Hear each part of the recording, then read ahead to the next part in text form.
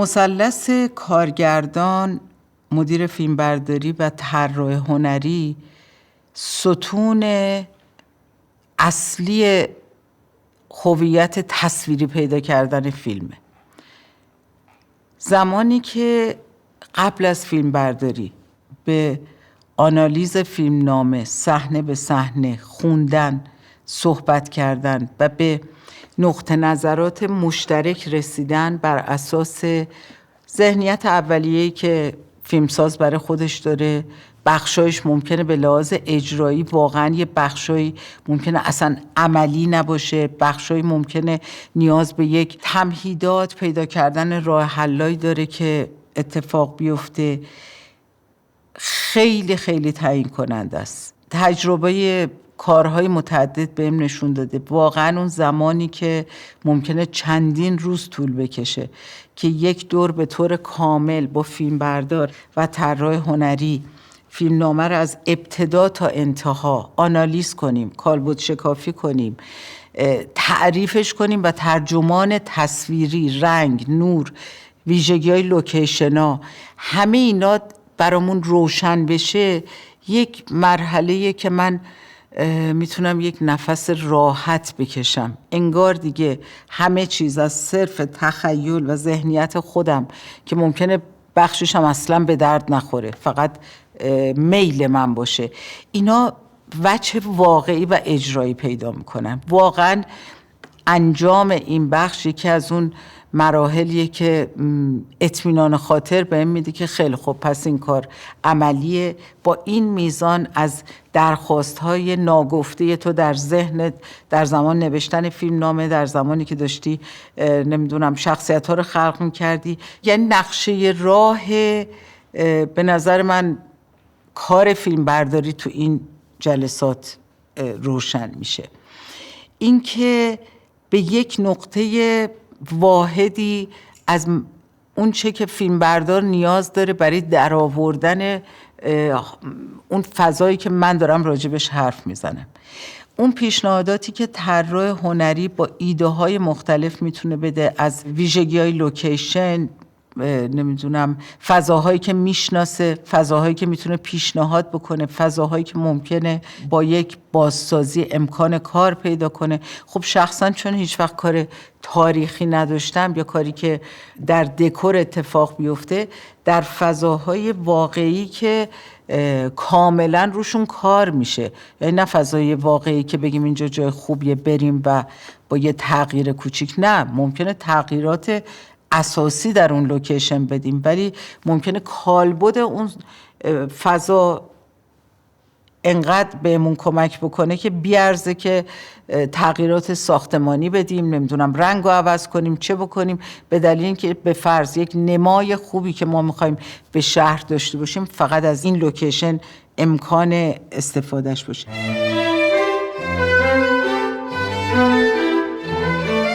فیلمبردار چشم کارگردانه و به نظر من این مناسب ترین واژه‌ایه که میشه راجع به ارتباط بین کارگردان و فیلمبردار تعریف کرد. فیلمبردار از اندازه پلان، از نوع نور، از لول دوربین، از جایگیری دوربین، تمام این اجزا خلاصه میشه و منتهی میشه به اون تصویری که در قاب دوربین ثبت و ضبط میشه. این که اگر باور داشته باشیم که همه عوامل اصلی که در یک کار دعوت میشن صرفاً مجریان اوامر ما نیستن و از خودشون خلاقیت میتونن داشته باشن، از خودشون پیشنهاد میتونن داشته باشن، اون ساختار بصری که شما فکر کردین شاید فیلمبردار باهاتون صحبت کنه و در یک جاهایی به شکل دیگری حاصل بشه غیر از اونی که شما فکر کردین. فیلمبرداری که شما میتونید به این معنا بهش تکیه کنین که اگر کنار دوربین ایستادین و فکر کنید که اون کسی که پشت شونه شما ایستاده دستشو گذاشته اینجا، اطمینانی که بهتون میده از توافقاتی که با هم کردین. چون من عادت ندارم مدیوم شات، اگر من با محمد رضا جهانپناه که الان پشت دوربین چند تا کار با هم کردیم، مدیوم شات میدونه از نظر من چیه.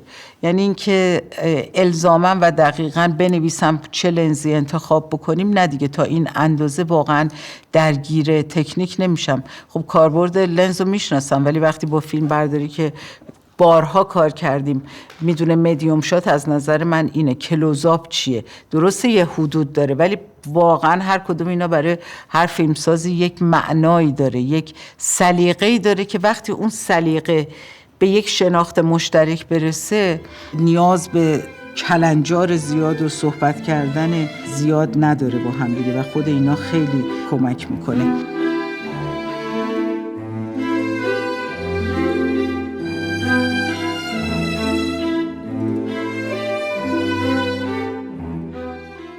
اینکه چه سبکی از فیلم برداری انتخاب میکنید باز به خود ساختار فیلم بستگی داره. شما در یک فیلم میخواین دوربینتون سیال باشه.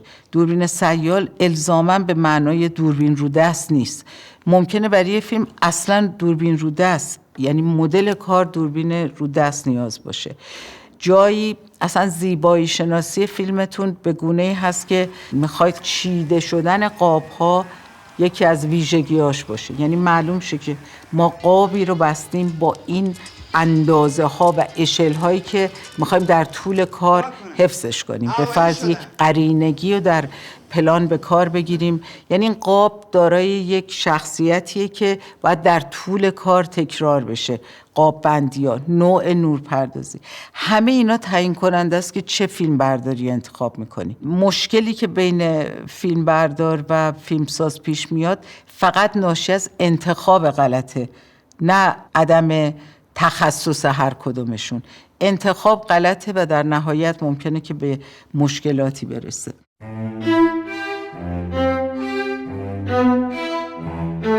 طراح هنری یک مفهومی بالاتر از صرف طراحی لباس یا طراحی صحنه است. به نظر من یک مجموعه ای از آنچه که در تلفیق و نه در موفقیت در هر کدوم از اجزا. هنر طراح هنری اینه که تمام این اجزایی که به عنوان ابزار، به عنوان وسایل صحنه، به عنوان لوکیشنی که استفاده میکنید، اکسسواری که در صحنه وجود داره، رنگ، کالبد فضا، همه اینا رو در خدمت یک در واقع تجسم تصویری هنری اینا رو به همدیگه پیوند داده باشه، این هماهنگی بین اجزا به وجود اومده باشه. من حتی تجربه دعوت از یک طراح هنری توی کار مستند داشتم. شاید به نظر عجیب بیاد. خب ما در یه فضای مستند رو تا چه حد امکان دستکاری توش داریم، ولی تأثیر داره. اون نگاه وقتی درست انتخاب شده باشه، وقتی وارد کار میشه، با یک حتی میتونه با یک تغییر چیدمان، با یک تغییر نگاه، نه فقط چیدمان، چون چیدمان شاید به نظر ساده ترین وجه کار بیاد، ولی چگونه با یک عناصر بسیار کوچک شخصیت به اون فضا میده، هویت میده، زبان شما رو برای بیان یک فضا قوی‌تر، رساتر و بلندتر میکنه. تفریحات بیرونمون خیلی محدوده. یه محیطی رو به وجود آوردن که تفریح دیگه بیرون نمیشه کرد. عین کرم خاکی دارم میلولم فقط. کدوم زندگی، کدوم خوشبختی، کجاست؟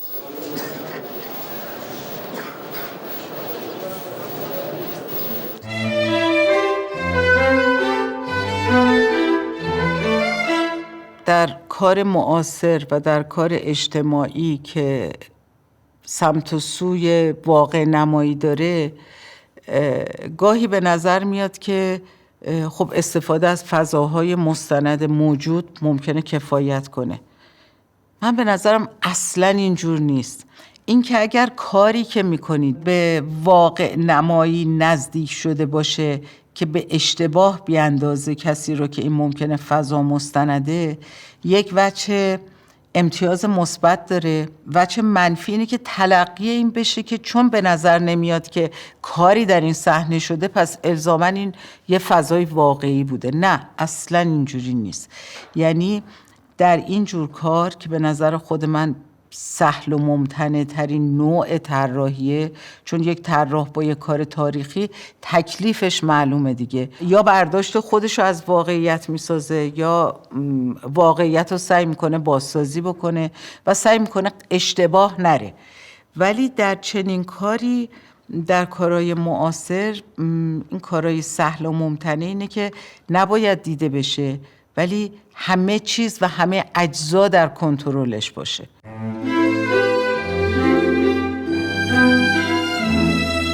یک اصطلاح مشترکی من و امیر اثباتی که با هم تجربه های زیادی داریم، شاید هر کدوم از یه زاویه نمیدونم ولی دوتامون این اصطلاح رو به کار میبریم، زیبایی شناسی فقر.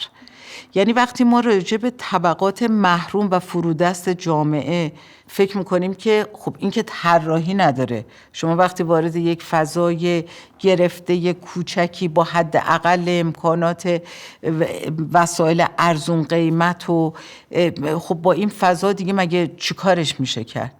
در صورتی که اصلا اینجوری نیست. یعنی من یادم نمیاد هیچ کدوم از فضاهای این چنینی غیر از فیلم‌های مستندم همه چیده نشده باشه با جزئیات ریز، همه چیز، نه فقط چیدمان وسایل، انتخاب لوکیشن، بقیه. یعنی فقر زیبایی شناسی خودشو داره. اگه راجع به فقر به معنای محرومیت و تهیدستی حرف میزنیم، به معنای نبود سلیقه و نبود زیبایی منطبق با خود اون موقعیت موضوع این نیست که نداشته باشه.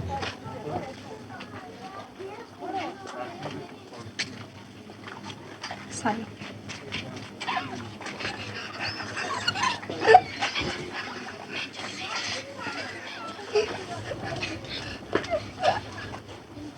حتی یک فیلم برداری 100% غیر قابل قبول انقدر لطمه نمیزنه که طراحی هنری غلط فیلمو غلط میکنه، بستر اتفاق و رویداد رو غلط میکنه، ذهن رو به طرف موقعیت دیگه میکشه، باورپذیری رو میگیره و دیگه چه آفت‌ها و آسیب‌هایی بدتر از این میتونه به یک فیلم وارد بشه.